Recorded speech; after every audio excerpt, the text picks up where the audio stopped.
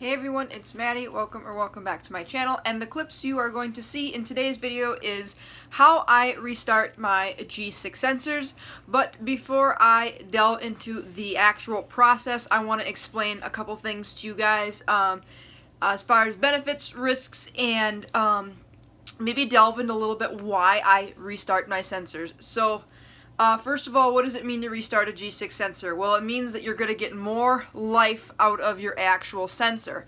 The G6 sensors have a hard shut-off of 10 days, but you can get past this by basically kind of fooling the system, and I guess in a way. You can get around it, and you can make them last another session and another session until as long as you want to make them run. I run mine for an extra session, which means instead of getting 10 days wear out of the G6, I get 20 days wear, so it's almost a month's worth of life out of one sensor, which is pretty cool. So that's what a whole restart is. Now the process I'm showing you, like I said, is for the Dexcom G6. I know on the G5 and the earlier models of Dexcom, you don't have to go through quite as tedious of a process to restart them because of the way Dexcom programmed all the ways, the new ways with the G6. So that's what a restart is, but now I'll delve into why I restart my sensors. First of all, I restart my sensors for a big financial save. Obviously, buying sensors every month, sometimes you can't make it. Or some days you just want to save a little money, or when money's not so good, or you want to get more money out of your sensors. That's how you can do it. It's a way to get use out of a CGM without spending extra money. Probably still restart them just to get as much use out of them as possible. I am currently fighting my insurance company to try to cover this because they see it more as a luxury than a medical necessity, which again, I'm going to save that. It'll probably have gone up already, my T1D with Maddie episode 3. It'll go up before this video, so you will probably have seen all my opinions and how I feel about that, so we'll stop there. But this is the reason why I restart every single sensor I own, but I also enjoy getting more use out of them. Now, you're going to run a few risks. These two that I can think of off the top of my head that you're going to run when you use a restarted sensor. First of all, you have the chance of infection. Now, I have not noticed this because once the sensor's on, I leave it on. I don't put any type of contaminants on it. I don't spray perfume on it. I don't even try to get excess soap on it. I let the soap kind of rinse off and rinse down me. I don't actually like physically scrub it so that I'm not having a chance of like getting stuff under the skin where the actual wire sits. But there is a chance of infection. There's always that risk. So as always, when I run a restarted sensor, I look at that site every day of the restart just to make sure that nothing is starting to swell or look inflamed or starting to look like it's getting a little infection.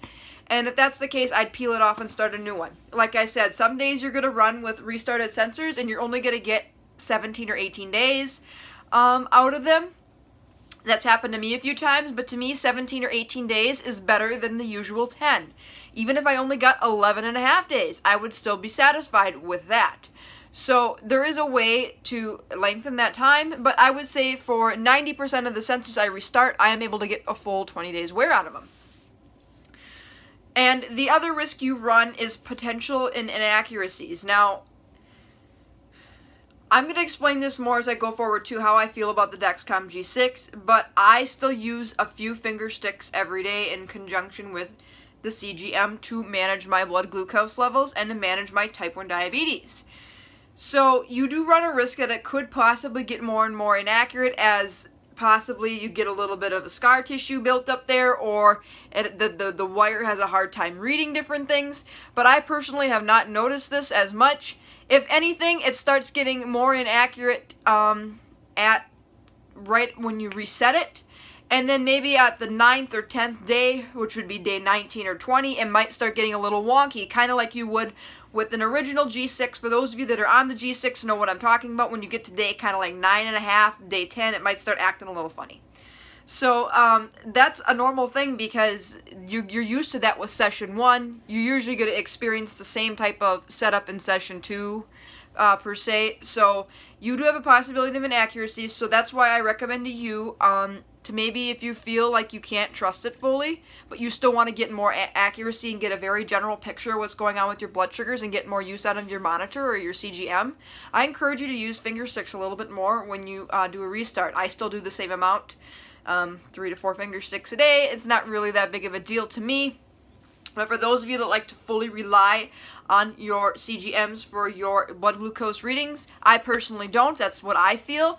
But if that's what you choose to do, I'm not going to stop you from doing that. But if you are going to restart them, know that there's that possibility. And if you're too scared of worrying about inaccuracies, then restarting sensors is not for you. This is more if you want to run a little bit of risks, but get a lot more benefit. I do believe the benefits of restarting sensors far outweigh the risks. I have not had an issue with infection, nor have I had super bad inaccuracies. I've had really good experiences with restarts, so I'm going to keep going with them. There's another thing you can also do. You can reset the internal clock on your transmitter. As a matter of fact, I'm doing that right now because theoretically my transmitter should have died on February 23rd. This video is being filmed on February 25th, but this video probably will not go up till March 3rd. So you're seeing this, the video that you're, when I'm filming this portion of the video, it is being filmed a week before this video goes up, but the part you're going to see me actually restarting was a couple of weeks ago. So just again to give you guys a general guideline, but my transmitter should be dead as of 2 days ago, but it is not. To the receiver it's dead, but to my phone it's not. There is a way you can reset the transmitter. I will leave the links to that video down below. The method I use that you will see today is Katie DiSimone's method of how to restart your glucose, your CGM or your glucose monitors again. I use her method for that, and I used her method for resetting the transmitter.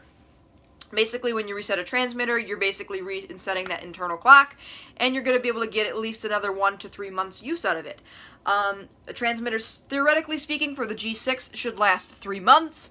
And we're well past that now. We are, you know, closing in quite a while past that. By the time you see this, I'm going to be going on three months and a week and a half or so.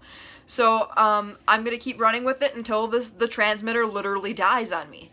Because what they don't tell you is that there is still some voltage left inside the battery. So if you can reset the clock, it'll basically just keep running until there's no voltage left. Again, I'll leave the video link down below, and I'll leave the video link down below of her originally showing how to restart these sensors, because I cannot take credit for this sensor restart. It is her idea that I learned from, and I don't know if she came up with this from herself or if she learned this from somebody else, but I'm giving the credit to her because that's where I originally found the sources on how to do these things. So like I said, you are running a risk, possibly, with resetting the transmitter. You do run a little bit of risk that sometimes it'll jump some data in the graph on your Dexcom, but it's only missing it like one data reading out of a whole entire day. I don't think that's going to make a difference. It's not leaving huge gaps. I don't notice inaccuracies with the transmitter because all the transmitter does is send the data to the receiver, which could be either your phone or the actual receiver. So the only way you can run a reset transmitter is to have the phone. Excuse me. And I have an Apple phone, so I use the app Spike to reset my transmitter. If you are an Android user, please use XDRIP. But again, I'm going to leave that video link down below. I'm not going to show you how to reset the transmitter. I've already done that, but this video is specifically for the restarted sensors. But I wanted to make you guys aware that you can also reset the transmitter. Now, I'll kind of briefly discuss this method. This method allows you... it only works if you have both the receiver and the phone. If you only have the phone or only have the receiver, there is a couple other methods that she does talk about on her blog. I think I'll try to leave that link down below too. But I use the method with both the receiver and the phone. But now that I've reset this transmitter, I only can do a certain way on my phone. There's a little bit different way to do it, and I'll explain that later on my YouTube channel. But this method basically allows you to continue to receive glucose readings on your phone while your sensor is being reset, and you reset it on the actual receiver. And then once the receiver has been reset, it'll reset the phone and it'll start the cycle all over again.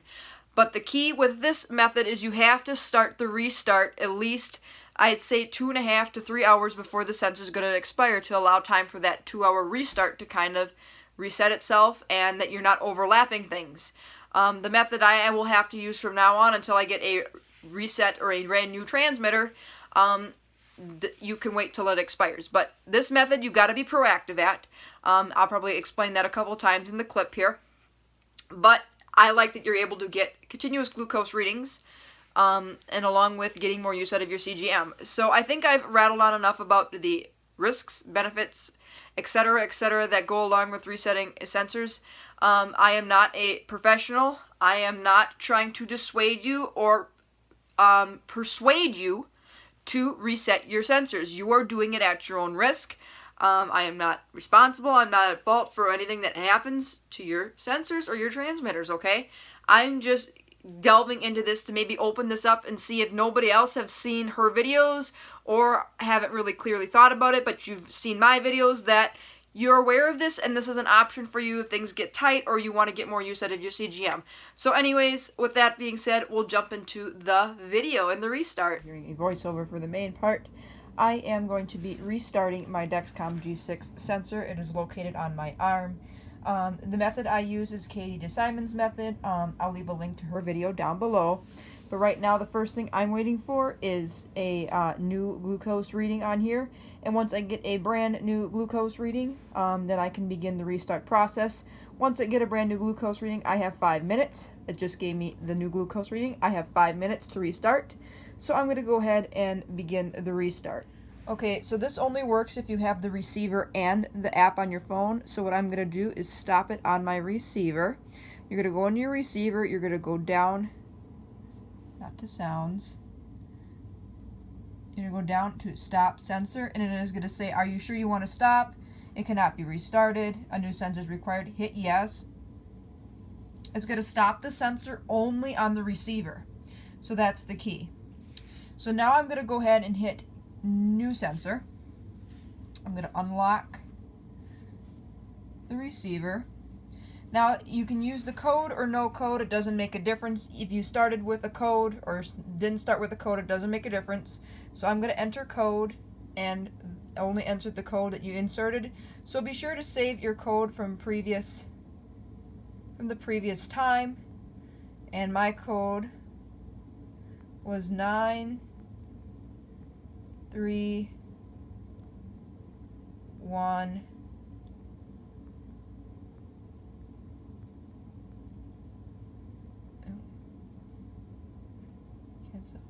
Enter code. I'm trying to do this and hold my phone at the same time, so I'm very sorry that this is kind of shaky.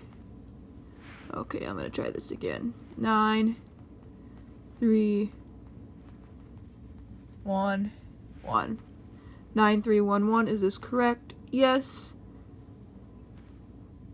Sensor code successful. Now it'll prompt you to insert and attach your sensor and attach your transmitter. That's already done. Hit next. Hit start sensor. Now the key is to put it away in a Faraday bag or in a microwave so that it cannot connect to my phone. So the message it gave me was not correct. My transmitter, I reset it successfully, so I should get a little more wear out of it.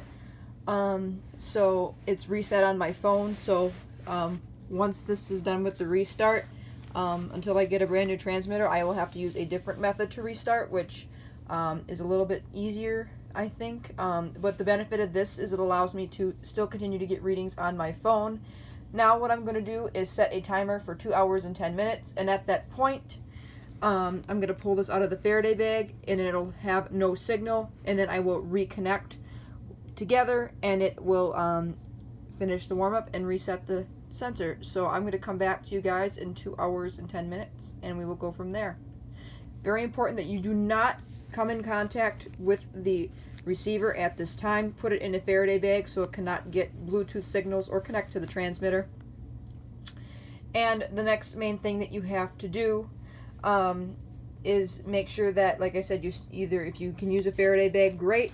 If not, your other options are to put it in a microwave or in the neighbor's backyard or in your own backyard, just so long as you are nowhere near the receiver. Like I said, the cool thing with this is I am still able to get continuous glucose readings on my phone, and that's basically all there is to it, and I will be back in 2 hours and 10 minutes and show you what the rest of it looks like. Okay, so 2 hours and 5 minutes have passed, and now I can remove this from the Faraday bag. When you see the screen, it will say signal loss. That's good. You want it to say that. And you'll see there's like a quarter circle after. Well, you only actually have about 5 minutes, and at that point, it'll reconnect with the receiver. Once it reconnects with the receiver, it'll basically override the phone, and it'll go back to the phone and the receiver with the new glucose reading. And at that point, we will do a finger stick. Oftentimes, when I restart the Dexcom G6 sensors with this method, it usually requires a finger stick to kind of get it back up and running. Sometimes it's pretty spot on, but other times it's usually within 30 to 40, which is a little far off. So at that point we will calibrate, and I will get back to when this tells me that the warm-up is successful and that it is reset on my phone and my receiver. Okay, everybody, we're back in business. You can see the gap where it kind of reset itself. It is now reset on my phone and my receiver. It is reading me at 141, which I don't believe, seeing as though I was low just a little while ago. But I might be high now. So we'll see. But I will do a quick finger stick, and I'll tell you what the finger stick was. So I wanted to show you guys just how off it gets when it goes to hit the restart. I'm obviously not 141, I'm 88. So I'm going to give it a calibrate, and then it'll realign itself. Also, I wanted to mention it is very, very common to see no arrow, no directional arrow when you first restart it. It's okay. Like I said, it's what you choose to do, and I do these fairly often, but I'm going to sit down and explain these things better to you, but you've probably already seen in part of this video. So there's the scoop. We're going to give it a calibrate, and we'll be set to go for another 10 days to make this sensor last 20. So thank you so much for watching today's video. If you enjoyed it, give it a big thumbs up. Feel free to subscribe to my channel if you haven't already. And if you do decide to subscribe, there is a notification bell. You can hit that next to the subscribe button, so you will get a notification every time I upload a new video. And until next week for more videos, take care, God bless, be kind, spread positivity, and be thankful. Bye, everyone.